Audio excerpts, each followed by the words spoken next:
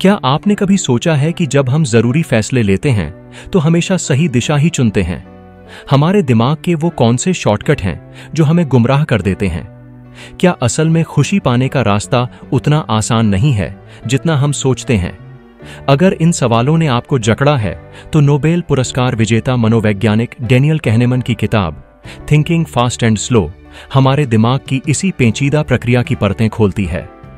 कहनेमन इस किताब में बताते हैं कि हमारे दिमाग में असल में दो अलग अलग सोचने की प्रणालियां काम करती हैं। सिस्टम एक, ये हमारा तीव्र और स्वचालित सोचने का तरीका है। यह सहेज ज्ञान और बातों पर आधारित होता है। जैसे ही हम किसी परिस्थिति का सामना करते हैं, यह सिस्टम एक जल्द से जल्द किसी नतीजे पर पहुंचने का प्रयास करता है। उदाहरण के तौर पर शाम को अचानक बारिश होने पर आप बिना सोचे समझे छाता लेने का फैसला कर लेते हैं। सिस्टम दो, यह हमारा धीमा और सोच समझकर चलने वाला सोचने का तरीका है। यह तर्क और विश्लेषण पर आधारित होता है। जटिल परिस्थितियों या महत्वपूर्ण फैसलों में सिस्टम दो सक्रिय होता है। उदाहरण के लिए, आप नया घर खरीदने का फैसला करते हैं तो विभिन्न विकल्पों पर गौर करेंगे, उनके फायदे नुकसान का तुलनात्मक विश्लेषण करेंगे। यह सब सिस्टम दो का काम है। कहनेमन अपनी किताब में बताते हैं कि दिलचस्प बात यह है कि ज्यादातर वक्त हमारा सिस्टम एक ही काम कर रहा होता है। यह तेज और कम मेहनत वाला रास्ता है, लेकिन यही वजह है कि हम कई बार गलतियां भी कर बैठते हैं। कहनेमन इस किताब में इन दो सोचने के तरीकों के बारे में विस्तार से बताते हैं, साथ ही यह भी कि हमारी सोच में कैसे गलतफहमियां और पूर्वाग्रह गुस्से होते हैं और वह हमारे निर्णय लेने को किस तरह से प्रभावित करते हैं। अगर आप इस बारे में बेहतर समझ हासिल करना चाहते हैं कि आप कैसे सोचते हैं और कैसे ज्यादा जागरूक और बेहतर निर्णय लेने वाले बन सकते हैं, तो थिंकिंग फास्ट एंड स्लो किताब आपके लिए जरूरी है। हमारे दिमाग में एक दिलचस्प खेल चल रहा है, दो किरदारों के बीच एक फिल्म जैसी कहानी जिसमें बहुत सारे उतार चढ़ाव, ड्रामा और विरोधाभास हैं। दो किरदारों में सिस्टम एक शामिल है, सहज, स्वचालित और भावनात्मक, और सिस्टम दो परिपक्व, धीमा और गणना करने वाला। जब उन दोनों का सामना होता है तो उनकी बातचीत यह निर्धारित करती है कि हम कैसे सोचते हैं, निर्णय लेते हैं और कार्य करते हैं। सिस्टम एक मस्तिष्क का वह हिस्सा है जो सहज रूप से और अचानक काम करता है, अक्सर बिना किसी सचेत नियंत्रण के। जब आप बहुत तेज और अचानक आवाज सुनते हैं तो आप इस सिस्टम को क्रियाशील रूप में अनुभव कर सकते हैं। आप क्या करेंगे? आप तुरंत और स्वचालित रूप से अपना ध्यान उस पर केंद्रित कर सकते हैं। यह सिस्टम एक है। यह प्रणाली लाखों वर्षों के विकास की विरासत है। इसका महत्वपूर्ण लाभ त्वरित निर्णय और आकलन करने की क्षमता में निहित है। सिस्टम दो वह है जिसका मतलब हम तब समझते हैं जब हम किसी व्यक्ति के निर्णय लेने, तर्क करने और विश्वासों के लिए जिम्मेदार मस्तिष्क के हिस्से की कल्पना करते हैं। यह मन की सचेत गतिविधियों जैसे कि आत्मनियंत्रण, चुनाव और जानबूझकर ध्यान केंद्रित करने को नियंत्रित करता है। उदाहरण के लिए, कल्पना करें कि आप भीड़ में एक लड़की की तलाश कर रहे हैं। आपका दिमाग जानबूझकर काम पर ध्यान केंद्रित करेगा। यह व्यक्ति की विशेषताएं या उसके निर्देशांक निर्धारित करने में मदद करने वाली किसी भी चीज को याद रखता है। यह क्षमता विकृषकों को समाप्त करती है। इन दो प्रणालियों के बीच का संबंध यह निर्धारित करता है कि हम कैसे व्यवहार करते हैं। दो सिस्टम आलसी है, जल्दता गलतियों को जन्म दे सकती है और बुद्धिमत्ता को प्रभावित कर सकती है। यह देखने के लिए कि दोनों प्रणालियां कैसे काम करती हैं, निम्नलिखित प्रसिद्ध स्टिक एंड बॉल समस्या को हल करने का प्रयास करें। एक बल्ले और गेंद की कीमत $1.10 है। बल्ला गेंद से $1 महंगा है तो गेंद की कीमत कितनी है? जो कीमत दिमाग में आती है $0.10। वह एक भावनात्मक और स्वचालित प्रणाली का परिणाम है और यह काम कर रहा है। कुछ सेकंड लें और इस समस्या को हल करने का प्रयास करें। क्या आपको अपनी गलती दिख रही है? सही उत्तर $0.05 है। अभी जो हुआ वह यह है कि आपका आवेगशील सिस्टम एक नियंत्रण ले लेता है और अपने आप ही आपकी आंतरिक भावनाओं पर भरोसा करके प्रतिक्रिया करता है। लेकिन यह बहुत तेजी से प्रतिक्रिया करता है। आमतौर पर जब कोई स्पष्ट स्थिति सामने आती है तो सिस्टम एक समस्या को हल करने के लिए सिस्टम दो को बुलाता है, लेकिन बल्ले और गेंद की समस्या में सिस्टम एक को धोखा दिया गया। यह समस्या को बहुत सरल मानता है और गलती से यह मान लेता है कि इसे हल किया जा सकता है।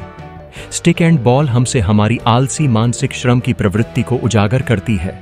जब मस्तिष्क सक्रिय होता है तो हम आमतौर पर केवल न्यूनतम मात्रा में ऊर्जा का उपयोग करते हैं जो उस कार्य के लिए पर्याप्त होती है।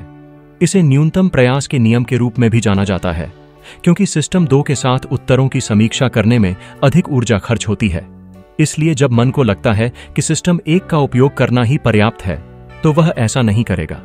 आलस्य हानिकारक है, क्योंकि सिस्टम 2 का अभ्यास मानव बुद्धि का एक महत्वपूर्ण हिस्सा है। शोध से पता चलता है कि सिस्टम 2 कार्य करने के लिए ध्यान और आत्मनियंत्रण की आवश्यकता होती है, जो हमें अधिक बुद्धिमान बनाता है। स्टिक एंड बॉल समस्या इसे दर्शाती है, क्योंकि हमारा दिमाग सिस्टम 2 का उपयोग करके हमारे उत्तरों की दोबारा जांच कर सकता था और इस तरह आम त्रुटि से बच सकता था। यदि हम सिस्टम 2 का उपयोग करने में आलसी और सुस्त हैं, तो हमारा दिमाग अपनी बुद्धिमान शक्ति को सीमित कर देगा।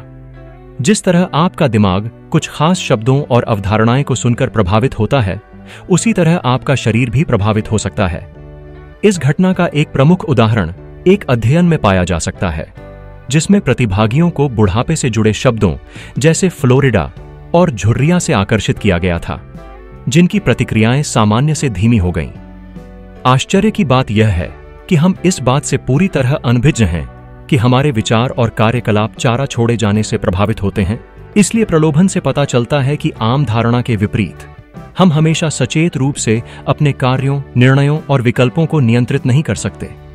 इसके बजाय हम हमेशा कुछ सामाजिक और सांस्कृतिक परिस्थितियों से निर्देशित होते हैं। उदाहरण के लिए, कैथलीन वोस द्वारा किए गए शोध से यह साबित होता है कि सिर्फ पैसे के बारे में सोचने से लोग ज्यादा व्यक्तिगत रूप से जीते हैं। जो लोग पैसे की अवधारणा के शिकार होते हैं, उदाहरण के लिए पैसे की तस्वीरें देखकर वे स्वतंत्र रूप से कार्य करते हैं और दूसरों से जुड़ने, उन पर निर्भर रहने या उनसे अनुरोध स्वीकार करने के लिए कम इच्छुक होते हैं। वो हंस के शोध से एक निहितार्थ यह है कि मौद्रिक उत्तेजनाओं से भरे समाज में रहने से लोग ज्यादा स्वार्थी हो सकते हैं। कल्पना कीजिए कि आप किसी पार्टी में बेन नाम के किसी व्यक्ति से मिलते हैं और पाते हैं कि वह बहुत मिलनसार है। फिर जब कोई आपसे पूछता है कि क्या आप किसी ऐसे व्यक्ति को जानते हैं जो दान करना चाहता है, आप बेन के बारे में सोचते हैं, हालांकि आप उसके बारे में सिर्फ इतना जानते हैं कि वह कितना मिलनसार है। दूसरे शब्दों में, आपको बेन के व्यक्तित्व का एक हिस्सा पसंद है और इसलिए आपको लगता है कि आपको उसके बारे में बाकी सब कुछ पसंद है। हम अक्सर किसी व्यक्ति से प्यार या नफरत करते हैं, भले ही हम उसके बारे में बहुत कम जानते हो। बिना पर्याप्त जानकारी के चीजों को सरल बनाने की मन की प्रवृत्ति अक्सर निर्णय संबंधी त्रुटियों की ओर ले जाती है। इस घटना को अतिरंजित भावनात्मक स्थिरता कहा जाता है, जिसे हैलो प्रभाव के रूप में भी जाना जाता है।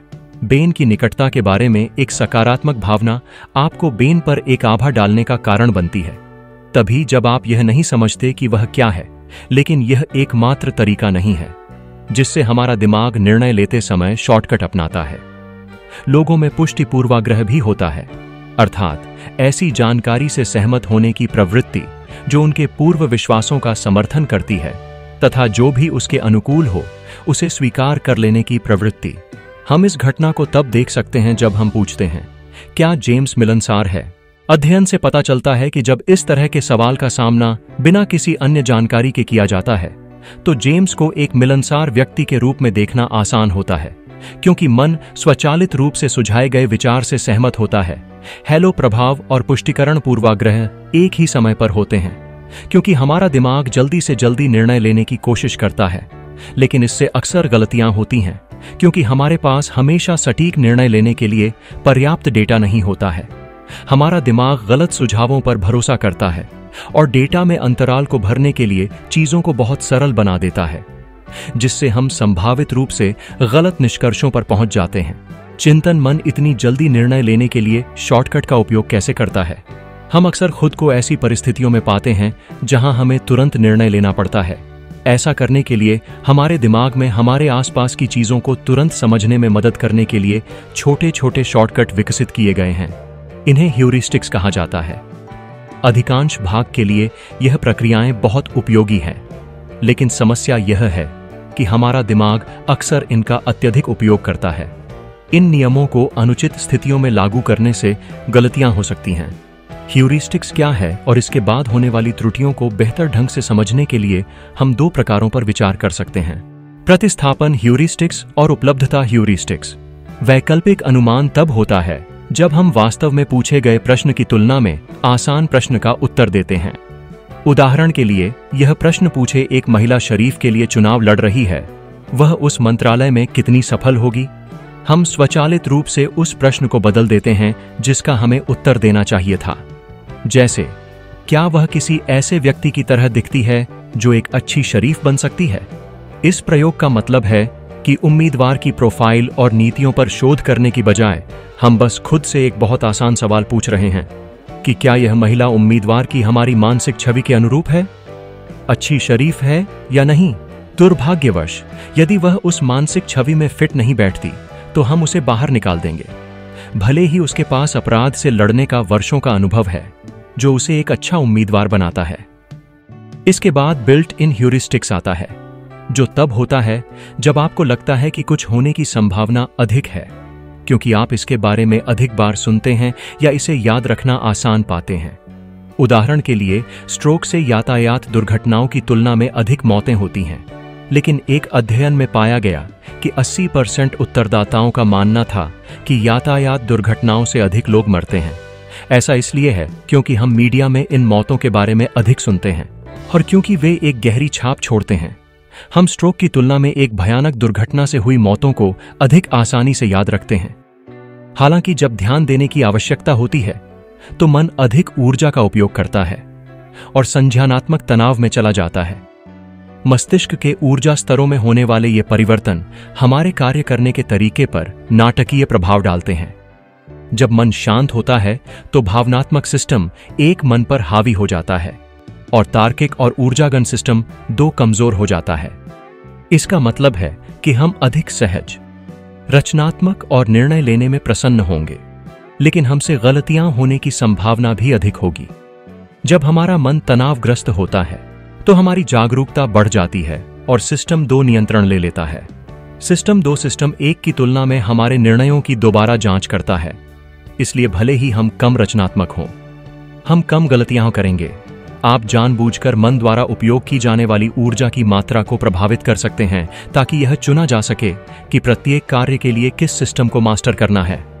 उदाहरण के लिए, यदि आप चाहते हैं कि आपका संदेश अधिक प्रेरक हो तो मन की शांत अवस्था में जाने का प्रयास करें। ऐसा करने का एक तरीका है बार बार दोहराई जाने वाली जानकारी के संपर्क में आना। अगर जानकारी हमें बार बार दी जाती है या याद रखना आसान होता है तो यह ज्यादा प्रेरक बन जाती है। ऐसा इसलिए है क्योंकि बार बार एक ही संदेश के संपर्क में आने पर मन अधिक सकारात्मक रूप से प्रतिक्रिया करने के लिए बदल गया है। जब हम कोई ऐसी चीज देखते हैं जो हमें अच्छी लगती है तो हम मन की एक शांत अवस्था में पहुंच जाते हैं।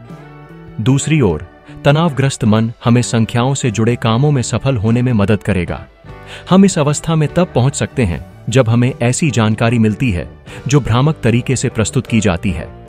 उदाहरण के लिए, पढ़ने में मुश्किल फॉन्ट में तब मन को समस्या को समझने के लिए अधिक ध्यान देना होगा और ऊर्जा के स्तर को बढ़ाना होगा, और इसलिए हमारे हार मानने की संभावना कम होगी।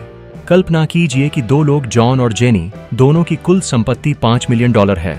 उपयोगिता सिद्धांत के अनुसार चूंकि उनके पास समान राशि है, इसलिए वे समान रूप से खुश होंगे। लेकिन अगर हम मामले को थोड़ा और जटिल बना दें तो क्या होगा? मान लीजिए कि $5 मिलियन की किस्मत एक दिन के जुए का नतीजा है और दोनों की शुरुआत अलग अलग है। जॉन के पास शुरू में केवल $1 मिलियन है और अंत में उसे 5 गुना ज्यादा मिलता है, जबकि जिनी के पास $9 मिलियन है और उसे केवल $5 मिलियन का नुकसान होता है। क्या आपको अब भी लगता है कि जॉन और जेनी $5 मिलियन पाकर समान रूप से खुश हैं? जाहिर है, हम चीजों को महज उपयोगिता से ज्यादा आंकते हैं, जैसा कि हम अगले अनुभाग में देखेंगे। क्योंकि लोग उपयोगिता को उतने तर्कसंगत रूप से नहीं देखते हैं जितना उपयोगिता सिद्धांत दावा करता है, हम अजीब और तर्क ही निर्णय ले सकते हैं। 11 झूठी छवियां मनोविज्ञान दुनिया को समझाने के लिए एक पूर्ण चित्र बनाता है, लेकिन वे अक्सर अति आत्मविश्वास और झूठ को जन्म देते हैं। परिस्थितियों को समझने के लिए हमारा दिमाग संज्ञानात्मक सुसंगति का उपयोग करता है। हम विचारों और अवधारणाएं को समझाने के लिए पूर्ण मानसिक छवियों का निर्माण करते हैं। उदाहरण के लिए, हमारे दिमाग में मौसम के बारे में बहुत सारी छवियां होती हैं।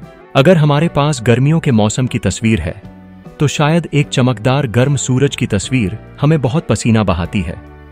चीजों को समझने में मदद करने के अलावा हम निर्णय लेने के लिए भी इन छवियों पर निर्भर करते हैं। निर्णय लेते समय हम इन छवियों का संदर्भ लेते हैं और उनके आधार पर धारणाएं और निष्कर्ष बनाते हैं। उदाहरण के लिए, अगर हम जानना चाहते हैं कि गर्मियों में क्या पहनना है, तो हम अपने मन में गर्मियों की छवि के आधार पर अपने निर्णय लेते हैं। समस्या यह है कि हम इन छवियों पर बहुत अधिक भरोसा करते हैं, भले ही सांख्यिकी और उपलब्ध डेटा इन मानसिक चित्रों को गलत साबित कर दें, फिर भी हम उन्हें अपना मार्गदर्शक मानेंगे। मौसम विज्ञानी को लग सकता है कि आज ठंड होगी, लेकिन आप अभी भी शॉर्ट्स और टी शर्ट में हैं, जैसा कि आपकी मनमोहक गर्मियों की तस्वीर आपको बताती है, इसलिए आप बाहर आराम से बैठ सकते हैं। हम झूठी मानसिक छवियों पर अति आत्मविश्वासी हो जाते हैं, लेकिन इस समस्या पर काबू पाने और बेहतर भविष्यवाणियां करने के तरीके हैं। त्रुटियों से बचने का एक तरीका संदर्भ वर्ग पूर्वानुमान का उपयोग करना है। सामान्य मानसिक छवियों के आधार पर निर्णय लेने के बजाय अधिक सटीक भविष्यवाणियों के लिए ऐतिहासिक डेटा का उपयोग करें। उदाहरण के लिए, उन समयों के बारे में सोचें जब आप गर्मियों में बाहर गए थे और ठंड थी, आपने तब क्या पहना था। इसके अलावा आप मानक और झूठे पूर्वानुमानों के मामले में विशिष्ट उपायों की योजना बनाने के लिए एक दीर्घकालिक जोखिम नीति बना सकते हैं। तैयारी और बचाव के माध्यम से आप मानसिक छवियों के बजाय सबूतों पर भरोसा कर सकते हैं और अधिक सटीक पूर्वानुमान लगा सकते हैं। हमारे मौसम के मामले में इसका मतलब है कि सुनिश्चित करने के लिए स्वेटर लाना, मुख्य संदेश तेज और धीमी गति से सोचना, हमें दिखाता है कि हमारा दिमाग दो प्रणालियों से बना है। सिस्टम एक सहज रूप से काम करता है और इसके लिए बहुत कम प्रयास की आवश्यकता होती है। सिस्टम दो अधिक सावधानी से काम करता है और इसके लिए अधिक एकाग्रता की आवश्यकता होती है। हमारे विचार और कार्य इस बात पर निर्भर करते हैं कि उस समय कौन सी प्रणाली मस्तिष्क को नियंत्रित कर रही है। दोस्तों, आपको यह वीडियो कैसी लगी और आप कौन सी बुक सुनना चाहेंगे, हमें कमेंट में जरूर बताएं। धन्यवाद।